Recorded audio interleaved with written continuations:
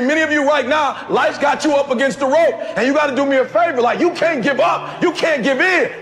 Pain is temporary. Pain is your friend. Pain is going to take you to the next level. When you going through pain, I know what you feeling. I know exactly, because I've been there. I've done that. But you got to work through it. And the reason why most of you are not successful is because every single time stuff not going your way, you give up, you quit, you let go, and people feel weakness. They feel it. You can feel when somebody's not committed, when they're not all in, when they're not dedicated. And there's another level you get to when you go all in. Winners win and losers lose. There are going to be times that you're going to be wondering, why should I keep showing up and working my business? Why should I keep at it? Why should I keep showing up to the conventions? Why should I keep picking up the phones and making the phone calls? Why should I keep fighting for my goals and fighting for my dreams? And what I want to remind you is that you got to show up for your life regardless of the circumstances. You got to show up in spite of the naysayers. You got to show up in spite of the conversation going on in your mind. You got to show up for your life, because if you don't, nobody else will. If you want unreasonable results in your life, you've got to be willing to be unreasonable. Part of being unreasonable, you don't judge according to appearances. Part of being unreasonable, you can see it because you believe it. You must have the faith to call forth those things that be not as though they were. You've got to decide, I deserve this, and I'm going to have it. You've got to say yes to your life. You've got to say yes. Yes to my dreams. Yes to me. Yes, I can make it. Yes, I can. Doesn't matter how many failures I've made. Doesn't matter how many mistakes I've endured. Doesn't matter about my defeats. Doesn't matter about what I've done. Yes, yes. I don't care about the fact I'm in a hole now. Doesn't matter about where I am. The last chapter to my life has not been written yet. If you judge me now, you'll judge me prematurely. I'm still in the process of transforming my life. I'm still in the process of becoming. Yes. The brilliance of Thomas Edison was not in his mind. It was something much more ordinary and often much less respected. I've got no imagination, he once said. I never dream. I've created nothing. If you're someone who doesn't like Edison, you might think that this is Edison admitting to stealing his inventions from other, more brilliant inventors, like Nikola Tesla. Not quite, but he did readily concede that most of the credit belonged to something other than his brain. The genius hangs around his laboratory day and night, Edison said. If anything happens, he's there to catch it. If he wasn't, it might happen just the same. Only it would never be his. What he's talking about is showing up. The incredible, underrated power of clocking in every day, putting your ass in the seat, and the luck this seems to inevitably produce. Edison lived in his laboratory and never missed a day.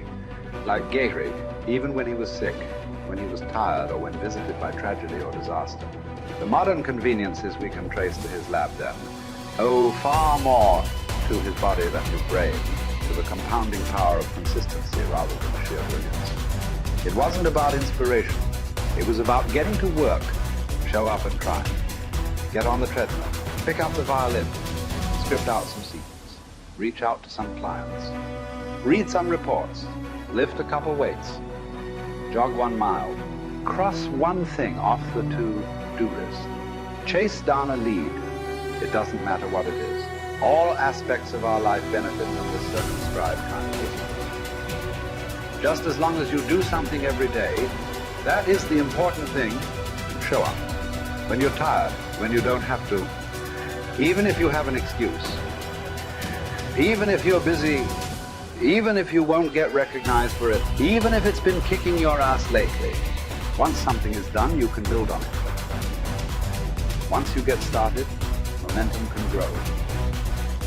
When you show up, you can get lucky. Is this still hard? Yes. But the good news is that because it's hard, most people don't do it. They don't show up. They can't even do one tiny thing a day. So yes, you're alone out there on the track in the rain. You're the only one responding on Christmas. But having the lead is, by definition, a little lonely. This is also why it's quiet in the morning. You have the opportunities all to yourself. Don't worry about setting any records.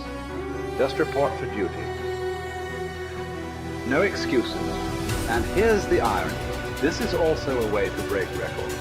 Consistency is a superpower. Day to day, willpower is incredibly rare. Lowell Gettrig was a solid position player and a good hitter. But his success really was rooted in the fact that he didn't miss many days of work. It's quite likely that had he continued at his normal pace and not been stricken with R's, that he would have put up career numbers that surpassed Babe Ruth. Gettrig wasn't just able to show up despite injuries and fatigue. He also had to push through ennui, doubt, and just plain not feeling it. He had slumps like we all do, but he also understood what they meant. As a minor leaguer, he had struggled at the plate and thought about quitting. The Yankees' owner sent down a scout to walk Gehrig through the very basic math of a batting average. A good hitter hits 300, and hitting 350 is terrific. Hitting 400 is almost unheard of. What does that translate to? Missing on 6 tries out of 10. A hitter can also go days, weeks without touching the ball. That's what the scout told him. The most important thing a young ball player can learn is that he can't be good every day. You don't have to always be amazing. You do always have to show up. What matters is sticking around for the next at-bat. The ability to do that, coupled with the ability to endure what John Steinbeck called dogly days while writing Easter Eve. Those days when everything seems out of whack, when you're just not feeling it, when the distractions won't stop, is the first step to greatness. Literally. You cannot be great without the self-discipline to do that. One thing a day adds up.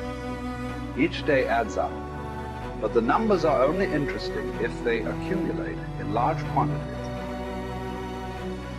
You guys that are just getting started, you're not going to start right here. You're going to start down there, probably in another city, another town. I grew up in Lake Charles, Louisiana, no money, raised by a single mother. I was in debt at 25 years old. First thing that I had to do in my life was not learn a new skill. First thing I had to do to get my life moving in the right direction was self-development. It is vital. It was vital for me that I improved myself and I could start depending upon me. I had to show up every day with some rituals, some disciplines, and start getting myself to trust me, not trust others, but trust myself to do the right thing every day. One of the things that I started doing was beating the sun up every morning. I'm going to beat that sun up every morning so that I have the discipline and the control over my life. So I knew, hey, before that thing pops, I'm going to pop. I'm going to get out of bed, depend on myself, get up at the same time every day. And for me, that time, regardless of where I was beat that sun up. No matter where I am, I'm going to beat that thing up. So it gives me a sense of control over my own life. Second thing,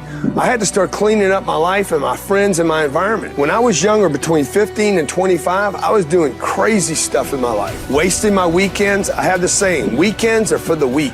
I was drinking, fooling around with a bunch of bad things, bad people. At 25 years old, I cleaned it all up. Quit going to those places. Quit hanging out with people that did not have ethics and discipline in their life. I wanted to build something in my life. I wanted to become someone. And to do that, to become someone in the eyes of the world, just beating that sun up every morning gives me the sense of accomplishment. That I did what I said I was going to do. That I woke up when I said I would wake up. And I start building respect for myself. Start believing in myself so that I can go out into the world. And maybe today when I go into this meeting that I'm dressed for, they'll believe in me as much as I believe in me. And that'll show up in a contract, a deal, maybe even some money.